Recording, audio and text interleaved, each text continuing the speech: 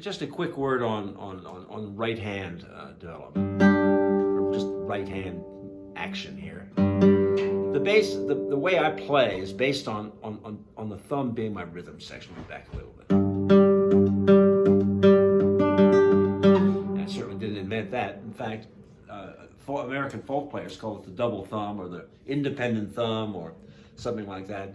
And they think they made it up, a lot of them, or it was something from the American tradition. It's not. It's from 16th century lute music that has this active thing. I mean, the lute players figured out pretty quick that they could make themselves sound more orchestral by having the thumb do this while the fingers did something. And that's what it's based on. And the key of E is a good place to learn it. So what you want to do is you want to first play.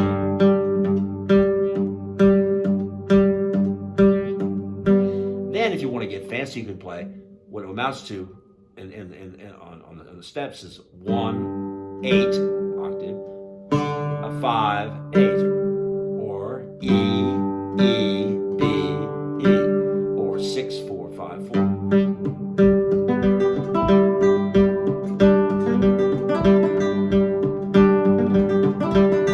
And then healing.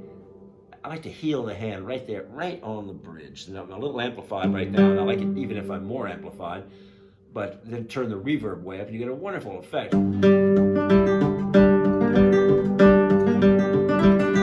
Now, this is not all carved in stone. If you decide you want to play a 6, 4, 5, 4 thumb pattern at some point in the piece, do that. It doesn't have to be something that you doggedly stick to from the beginning of the piece to the end. For instance,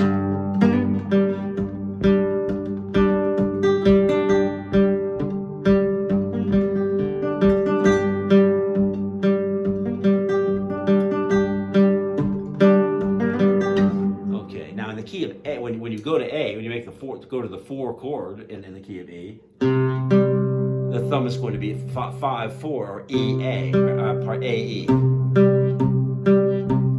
To gussy that up a bit, it can be A, E, E, E, 5, 4, 6, 4.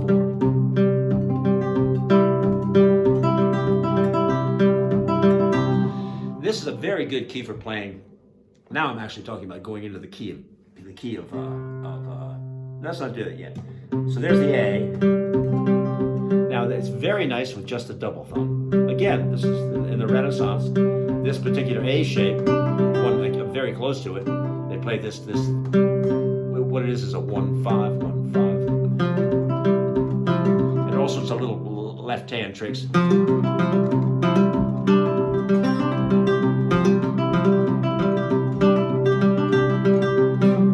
Works out really well. Back to the E. The third chord is the B7th. Now the B7th is it could be just 5 and 4,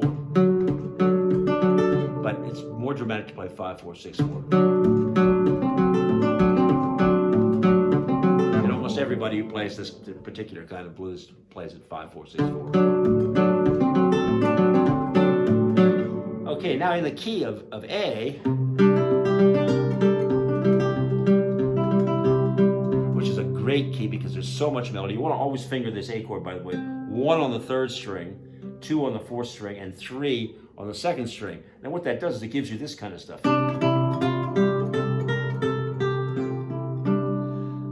On the 1st and 2nd string, which is melody rich.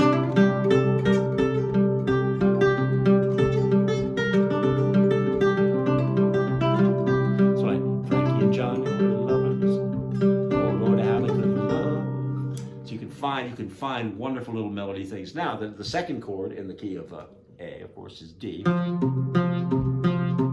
Ghosts of John Hurt just swim into the picture.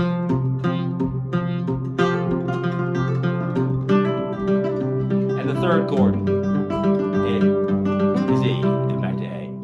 In the key of D, I think I'm gonna let that go right there because I'm running out of data points here. I'll do something else.